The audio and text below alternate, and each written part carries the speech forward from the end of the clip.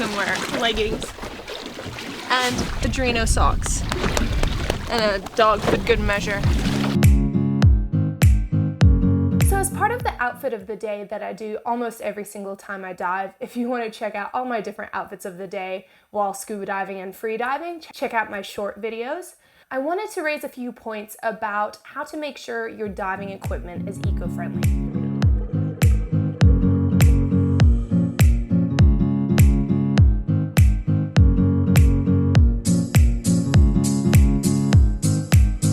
As you guys know, as a scuba diver or as a free diver, we spend most of our time thinking about the ocean. Therefore, it's only natural that we want to protect it. However, of course, using things like boats and sailboats and fins and masks is all very carbon intensive, whether it is the fuel that takes us out to the spot or it is the amount of resources required to create our dive gear. It is crucial that we actually think about these things and try and minimize our overall impact. In terms of dive equipment, I've put together a couple of tips to minimize your carbon footprint, your water footprint, and your entire environmental footprint on our ocean while still being able to enjoy the ocean. Of course, no system is perfect, and I'd love to hear your thoughts. How do you make sure you get the most eco-friendly, eco gear possible to be able to dive without destroying what we love?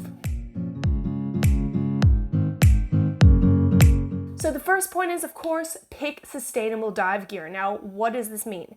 There's heaps of organizations now, dive companies, that are working to create more eco-friendly gear, whether that is using the limestone wetsuits rather than old school neoprene.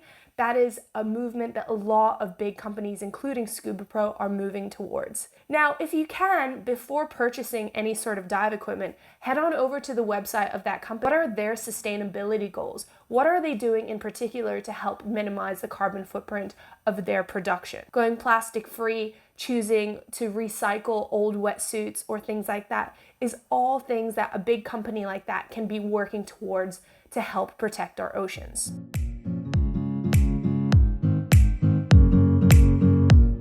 Recycled materials are great, but what's even better is just to save something from going to the landfill. I'm a massive proponent of buying secondhand, and if it's possible, try and get your equipment secondhand, whether that's on Marketplace or if it is from a friend or even renting from your local dive shop. You don't necessarily need to own all of the dive equipment if you don't dive that frequently.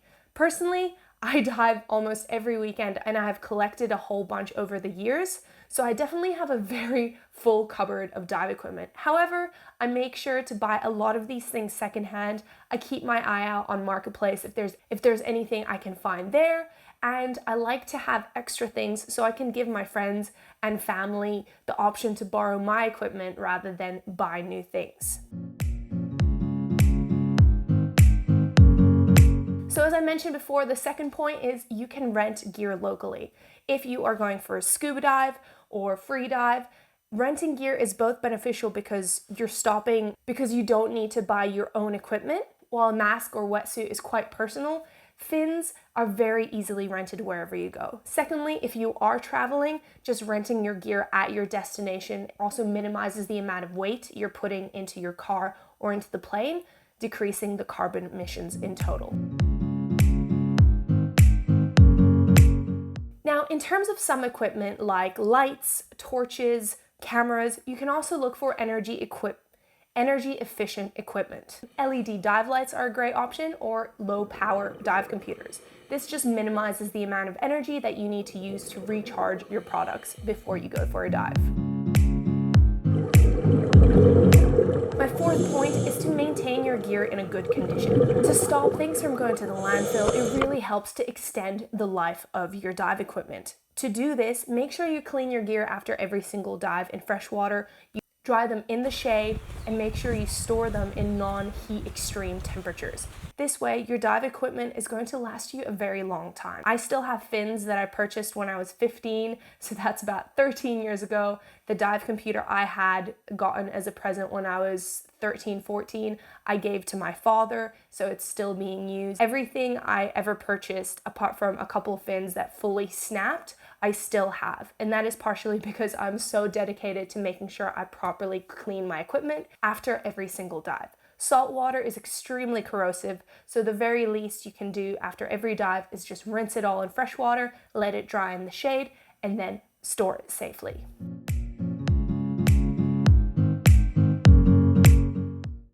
Now, when we're talking about energy efficient equipment, such as dive torches or dive computers, another great way to minimize your footprint is to make sure you use rechargeable batteries. I'm a massive fan of OrcaTorch for this very reason.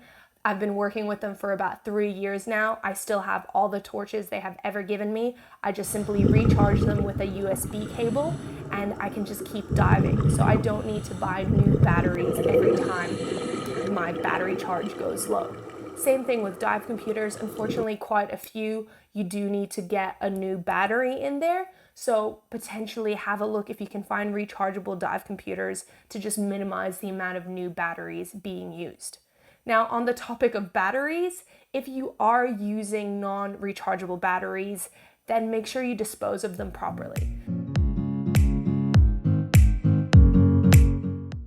Lastly, what you can do just to help minimize the carbon footprint of just about everything you do is carbon offsetting. So a lot of companies are doing this now, but you can do it personally as well. Take some time to research some companies or organizations that are planting trees or restoring kelp forests or taking care of seagrass, and just donate some of your money towards projects like that to just help keep our oceans in a good, pristine condition.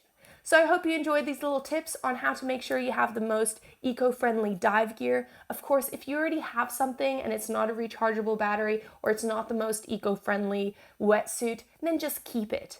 Keeping things as long as possible is the best way to keep them out of the landfill. Take care of your equipment and it's going to take care of you. Now, happy bubbling, happy diving, and I'll talk to you guys soon. Of course, no system is perfect, and I'd love to hear your thoughts. How do you make sure you get the most eco-friendly, eco gear possible to be able to dive without destroying what we love?